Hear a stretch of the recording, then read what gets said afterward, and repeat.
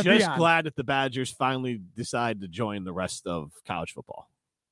And I think, and this is all due respect to the previous regime, I think, and I don't look, I think that staff was not doing what needed to be done.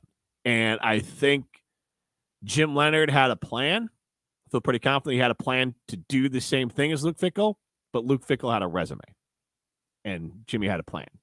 And the difference between proven and unproven. Well, how many of these guys? Max said, I want the proven guy. How many of these guys would even come here? Like, don't get me wrong. I think Jim Leonard is a great guy and probably would have done a pretty good job recruiting. Yeah.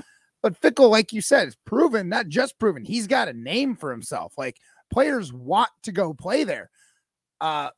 Jim Leonard hasn't really, he only had a half a season to establish himself as a coach that you want to play for.